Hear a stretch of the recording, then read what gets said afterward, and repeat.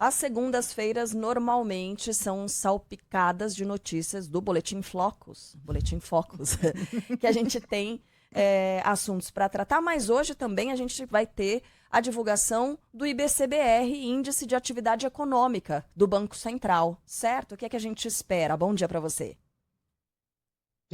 Segunda-feira já cheio de indicadores aqui. Carlinha, bem-vinda de volta aí das férias. Vi que você aproveitou bastante, que bom, Demais. tá linda, cheia do bronze. Ai, obrigada, Jô. Bom dia para Sheila, para o Fábio aí também, bom dia para os nossos ouvintes. Olha, agora há pouco acabou de sair o número do Banco Central, que é esse índice de atividade econômica do Banco Central, que é uma espécie de prévia do PIB brasileiro, é um indicador que é mais simples, demora o PIB mais a sair, né, que é o indicador oficial da economia, mais completo, e ele vai dando a temperatura da economia. E veio um dado mostrando uma queda da economia brasileira maior do que o esperado. É um número que mostra uma queda de 0,24% em setembro na comparação com agosto.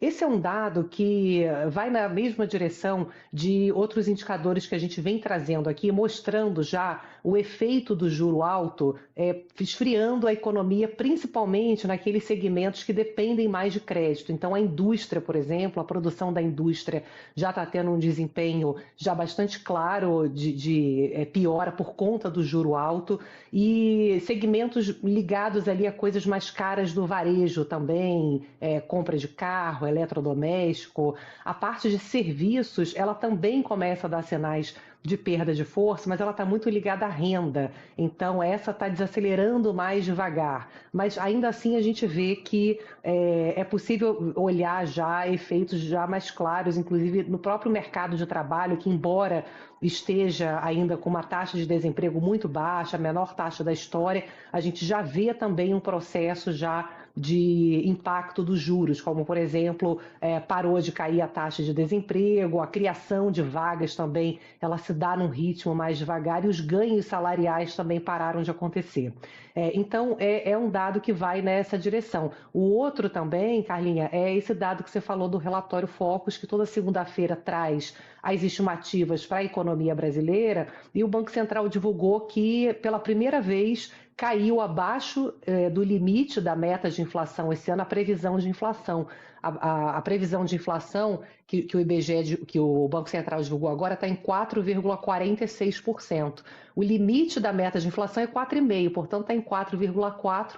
A projeção de inflação desse ano já está dentro dos limites da meta de inflação, né? O que fica também mais uma informação de que o efeito do juro alto já está fazendo diferença tanto no ritmo da economia quanto no comportamento da inflação. Claro que tem a contribuição também da queda do dólar, que é um efeito global, que tem a ver com a economia americana, principalmente, mas, de uma forma geral, a gente também vê os efeitos dos juros altos puxando a inflação para baixo.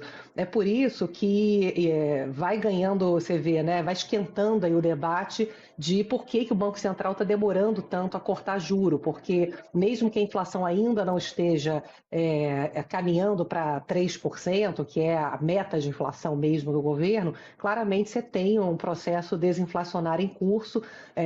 O ministro da Fazenda, Fernando Haddad, chegou a falar publicamente, né, numa entrevista ao Estadão, na semana passada, que se o juro não tivesse em 15%, mas em 12%, por exemplo, a inflação seria só 0,2 ponto percentual maior ao fim do ciclo, né, ao fim do período onde o Banco Central quer levar a inflação para 3%. E aí os economistas, vários, foram ouvidos falando que essa conta aí não bate, né, que a inflação estaria muito mais alta. Mas, enfim, o fato é que o que o Banco Central está tentando fazer é garantir que no ano eleitoral, principalmente, vamos combinar que é quando o governo de fato precisa, né, para o seu discurso, que o juro comece a cair e não volte atrás, que esse processo esteja garantido. Então é como se ele tivesse também ali o Banco Central ganhando tempo num ano eleitoral que é sempre mais custoso puxar puxar a inflação para baixo, porque os governos gastam mais e o próprio governo já anunciou uma série de gastos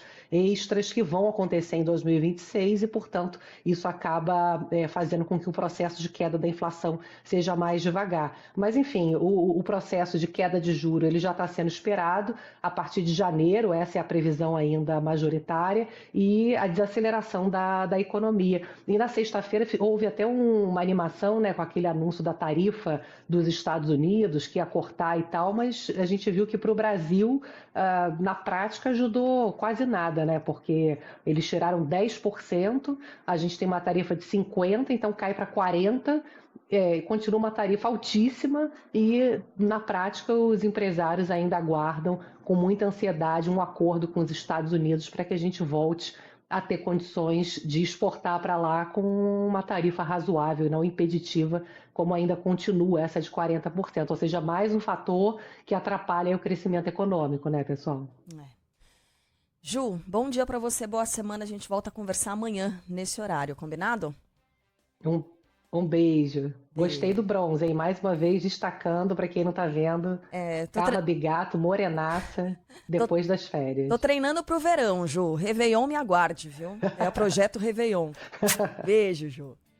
Um beijo. 9h15.